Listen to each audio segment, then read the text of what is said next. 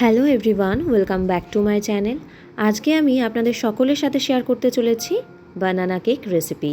এর জন্য প্রথমেই আমি দুটো দারচিনির টুকরো মিক্সার গ্রাইন্ডারে নিয়েছি। তারপরে পরিমাণ মতন চিনি আমি এখানে নিয়ে নিলাম।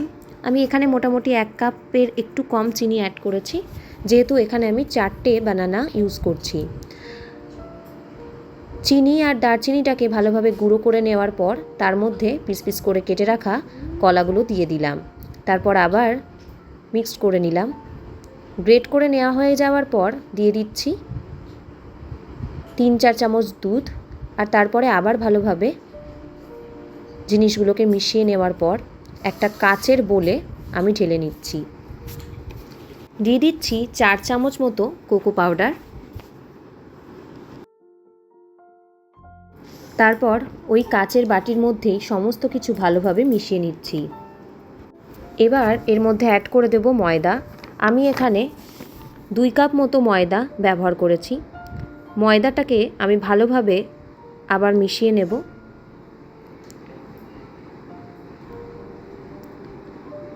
এবার দিয়ে দিচ্ছি এর মধ্যে আস্তে আস্তে দুধ। অল্প অল্প করে দুধ অ্যাড করব আর সমস্ত ইনগ্রিডিয়েন্টসগুলোকে ভালোভাবে মিশিয়ে নেব। দিয়ে দিচ্ছি এখানে 3 চামচ মতো সাদা তেল। দিয়ে দিচ্ছি এখানে 2.5 টেবিল স্পুন বেকিং পাউডার আর 1/4 টিস্পুনের একটু বেশি বেকিং সোডা। ভালোভাবে মিশিয়ে নিচ্ছি। এবার আমি কিছুটা ডার্ক চকলেট এরকমভাবে ঝিরিঝিরি করে কেটে ওর মধ্যে অ্যাড করে দেব, যাতে কেকটা খাওয়ার সময় একটা সুন্দর স্বাদ পাওয়া যায় যখন এই চকলেটগুলো মুখে বাঁধবে। সব কিছু এর মধ্যে অ্যাড করে নিচ্ছি। আপনারা পরিমাণ মতন আপনাদের ইচ্ছা মতন অ্যাড করতে পারেন। এবার আমি একটুখানি খেজুরও দিয়ে দেব।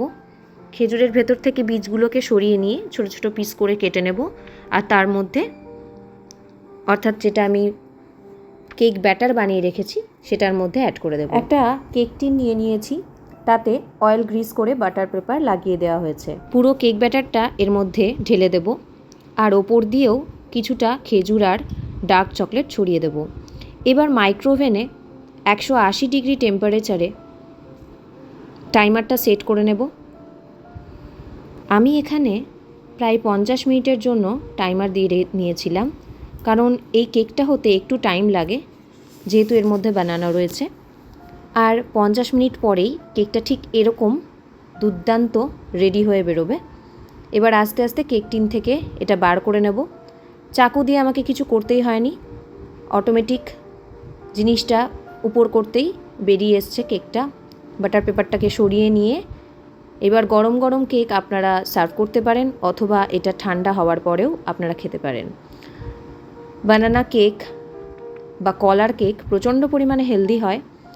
আর বাড়িতে অনেক সময় আমাদের কলা নষ্ট হয়ে যায় অতিরিক্ত গরমে, তো আপনারা এইভাবে কলাটাকে নষ্ট না করে 4টে কলা দিয়ে এরকম সুন্দর হেলদি একটা কেক তৈরি করে নিতে পারেন।